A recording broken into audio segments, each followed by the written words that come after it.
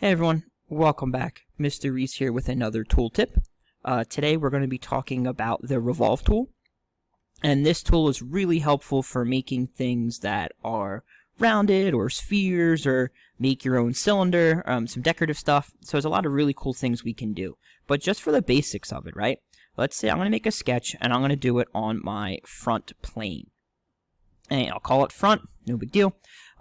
The Revolve tool lets you, almost like the mirror tool, but except it's going to be wrapped around an axis. So the easiest way to demo it, right, is if I take a line, start at the origin, go straight up, however far, right? Let's just say 2 inches. And I'm going to escape, okay? Then what I'm going to do, let's say I want to make a sphere.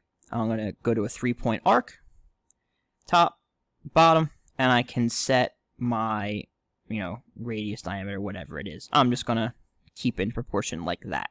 Then I want to confirm it. Now, in order to revolve, I'm going to look up the tools here. Now, it's very, very important. If you want to revolve something, it has to be a closed shape, just like we're extruding. So if I go to the Revolve tool, which is right next to extrude, right, it says there's two things that we have to talk about, right? First of all, I'm going to name it front, right? That way it's revolve the front, okay? You can, just like extruding, you can new, add, remove, intersect, surface, then we're going to worry about new for right now. It's the easiest way. There's two things, right? We have to select the faces and sketch regions to revolve, and the axis we want to revolve the sketch or object around. So if I click here, because that's what I want to revolve, I then have to click the axis I want to revolve it around. So if I click here, and then I want to select the origin, or this line right here, right? Because that's the one we made. And if I confirm it, now it's going to make a perfectly round sphere, right? So it took that 3-point arc that I had, and it wrapped it around the axis to make a complete sphere. Now, the cool thing about this, right, you can do more than just that. So, for example, if I want to make a vase that you would put flowers in, right? I could have the height whatever I want it as. And let's say I want the bottom to be, 2 inches. So it'll be a 2x2 vase, right? I'm going to make this, right, an inch over.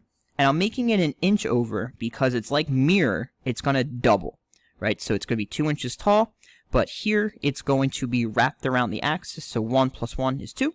And then I'm going to give a line up here as 0.5, and that way that's going to be the diameter of the top of the vase. So it's going to be 2 inches at the bottom and an inch here. And then what I'm going to do is, if I just kind of make up a funky shape and then close it, once it's colored in, it's good to go. Revolve, select what I want to revolve, click my axis I want to revolve it around, and confirm it. Now you have funky looking shapes, right? So there's a lot of really cool stuff you can do. That is just the basics. All right, hope that helps. See you in the next video.